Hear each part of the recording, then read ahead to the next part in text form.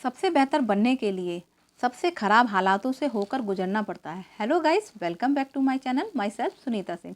Friends, आज हम बात करते हैं एक मंदिर प्रांगण की, जहां बहुत सारे लोग काम किया करते थे पगार बेसिस पे। उस मंदिर में एक पुजारी भी था, घंटा बजाने वाला भी था, साफ सफाई करने वाला था, रख रखाव करने वाला व्यक्ति था, सभी को पगार मिला करती थी। पर उस मंदिर में सबसे खास बात ये थी कि उस मंदिर में जो घंटा बजाने वाला व्यक्ति था, वो इतना अच्छा घंटा बजाया करता था कि वहाँ के लोगों को उस व्यक्ति के घंटे बजाने से बहुत प्रसन्नता होती थी। जब वो घंटा बजाया करता था तो पूजा के टाइम पर, आरती के समय पे लोगों का मन इतना प्रसन्न हो जाता था कि उनको पूजा करने में बहुत आनंद आता था। और उस व्यक्ति की वजह से सबसे ज़्यादा, क्योंकि वो जब घंटा बजाता था तो भक्ति भावना में ऐसा तल्लीन हो जाता था, ऐसा रम जाता था कि मानो आत्मा से परमात्मा का मिलन हो गया हो। ऐसा बहुत समय तक चलता रहा। कुछ टाइम बाद उस मंदिर का ट्रस्टी चेंज हो गया। जब ट्रस्टी चेंज हो गया तो उसने बोला कि अब इस मंदिर में जो भी काम करेगा वो पढ़ा लिखा व्यक्ति होना चाहिए। अब आप मुझे एक बात बताइए, पढ़े लिखे व्यक्ति का और घंटा बजाने वाले व्यक्ति का क्या कनेक्शन है? कोई कनेक्शन है? कोई कनेक्शन नहीं है। पर फिर भी उसको वहाँ से हटा दिया गया। ट्रस्टी ने बोला कि जो भी व्यक्ति यहाँ काम करेगा वो पढ़ा लिखा होना चाहिए। उसने बोला, सर मुझे यहाँ रहने दीजिए प्लीज़, मैं बहुत अच्छा घंटा बजाता हूँ, यहाँ मेरे घंटा बजाने से मंदिर में दिन रात भीड़ बनी रहती है। पर उस ट्रस्टी को समझ में नहीं आया। उसको लगा जो कुछ हूँ मैं ही हूँ, जो मैं करूँगा वो होगा, सब कुछ होगा, अच्छे से होगा। बट ऐसा नहीं था। वो वहाँ से चला गया। धीरे धीरे करके मंदिर में लोगों का आना कम हो गया, भीड़ कम हो गई, मंदिर में प्रसाद जो चढ़ता था वो चढ़ावा भी कम हो गया। तो वहाँ जो कुछ लोग आया करते थे उन लोगों को पूजा करने में मज़ा नहीं आता था। उन लोगों ने सोचा चलो एक काम करते हैं, उस घंटे वाले के पास चलते हैं, उसका पता करते हैं और उसको लेके आते हैं दोबारा से मंदिर में और उसी से घंटा बजवाएंगे। सभी लोग उसके पास गए, ढूंढा गया उसको, उसके पास गए, उसको बोला भाई तू मंदिर में आ जा, तेरे बिना अच्छा नहीं लगता। वो बोला मैं कैसे आऊँ साहब जी, अगर मैं मंदिर में गया तो वो सोचेंगे कि मैं पैसे की वजह से आया हूँ यहाँ पे। पर आप सभी लोग जानते हैं कि मैं मंदिर में पैसे की वजह से घंटा नहीं बजाता था। उन लोगों ने बोला कि हाँ हमको पता है कि तू अपनी भक्ति भावना से उस मंदिर में घंटा बजाता था। तू एक काम कर, हम तेरे लिए एक दुकान रखवा देंगे मंदिर के सामने और तू वहाँ पर अगरबत्ती धूपबत्ती बेचा करना, और जब पूजा का टाइम हो, आरती का टाइम हो, तू वहाँ पर आना और घंटा बजा के वापस अपनी दुकान पर चला जाना। उसने बोला हाँ ऐसा तो मैं कर सकता हूँ, ऐसा मैं आप लोगों की वजह से कर सकता हूँ और मुझे भी बहुत अच्छा लगेगा, मुझे भी बहुत प्रसन्नता होगी भगवान के साथ जुड़ने में, भगवान की सेवा करने में। फिर वो अपनी दुकान पर वहाँ बैठ गया और जब भी पूजा का टाइम हुआ करता था वो अपनी दुकान से उठ के घंटा बजाने के लिए आता था।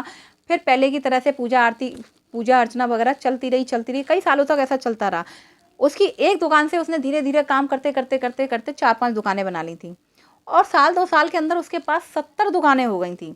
और ऐसा ही चलता रहा। उस कुछ समय बाद वो उसने अपनी एक अगरबत्ती की फैक्ट्री स्टार्ट की। बहुत बड़ा इंसान बन गया था, बहुत पैसे वाला इंसान बन गया था। फिर भी उसने मंदिर में आकर घंटा बजाना नहीं छोड़ा। वो मर्सिडीज से आता था, घंटा बजाता था, फिर चला जाता था। कुछ टाइम बाद फिर उस मंदिर का ट्रस्टी चेंज हो गया। उस मंदिर का जो ट्रस्टी था वो चेंज हो गया, उसकी जगह पे दूसरा ट्रस्टी आया। उसने बोला कि इस मंदिर में मुझे कुछ काम कराना है और इसके लिए मुझे कुछ डोनेशन, कुछ चंदे की ज़रूरत है। मैं एक काम करता हूँ, इस फैक्ट्री मालिक से मिलता हूँ। जब वो उस फैक्ट्री मालिक के पास गया और उसने बोला कि मुझे 7 लाख रुपए की ज़रूरत है, मंदिर में कुछ काम करवाना है, उस बंदे ने तुरंत अपनी चेक बुक निकाली और उसको दे दी ट्रस्टी को। उसने बोला आपको जितने रुपए की ज़रूरत है आप इसमें भर दीजिए सारा अमाउंट और मुझे दे दीजिए। उसने लिख दिया, 7 लाख रुपए लिख दिया और उसको पकड़ा दिया कि आप एक काम करें, इसमें साइन कर दें। अब पता है उस आदमी का क्या जवाब था? उसने बोला मुझे साइन करना नहीं आता, अंगूठा लगा दूं तो क्या चल जाएगा? Can you imagine, can you believe? वो आदमी सुन के उस व्यक्ति की बात चौंक गया, हैरान परेशान रह गया कि जिस व्यक्ति को पढ़ना लिखना नहीं आता, साइन करना नहीं आता, आज वो इतनी बड़ी कंपनी चला रहा है, इतनी बड़ी फैक्ट्री चला रहा है। सपोज अगर वो पढ़ा लिखा होता तो कहाँ होता, किस मुकाम पर होता? तो उस आदमी ने बोला अगर मैं पढ़ा लिखा होता तो मंदिर में घंटा ही बजा रहा होता। उस व्यक्ति ने बोला अगर मैं पढ़ा लिखा होता तो उस मंदिर में घंटा ही बजा रहा होता। पर आज ऊपर वाले की कृपा से मैं अपनी एक फैक्ट्री चला रहा हूँ, लोगों की मदद कर रहा हूँ, मुझे सेवा करने का मौका मिला है। तो फ्रेंड्स, कहने का मतलब ये है कि कई बार परिस्थितियाँ बदलती हैं, आपको ये एहसास कराया जाता है कि आपके अंदर ये कमी है, आप इस काम को नहीं कर सकते, आप इसके लायक नहीं हैं। पर यही कमियां आपको बहुत ऊंचाइयों तक लेके जाती हैं। ये कमियां आपके लिए एक रास्ता बनाती हैं, और जब एक रास्ता बंद हो जाता है ना, तो दूसरा रास्ता आपके लिए ज़रूर खुलता है।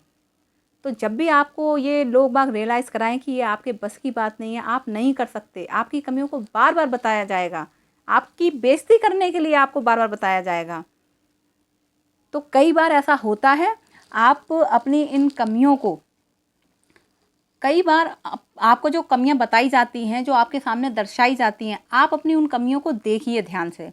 कई बार ये कमियां बहुत बड़ी अपॉर्चुनिटी बन के हमारे सामने आती हैं, एक रास्ता हमको दिखाती हैं। ये छोटी सी कमी बहुत बड़ी अपॉर्चुनिटी दिखा सकती है आपको। तो कभी कमियों से मत डरिए, कभी परेशानियों से मत डरिए। आपको मैंने आपको एक वीडियो भेजा था कि मेरे साथ क्या प्रॉब्लम्स है, मैं किन किन परिस्थितियों से जूझ रही हूँ। मैं फिर भी आप लोगों को बोलती हूँ कि प्लीज़, जो आप अपनी ताकत खुद बन गए ना, तो आपको कोई हरा नहीं सकता।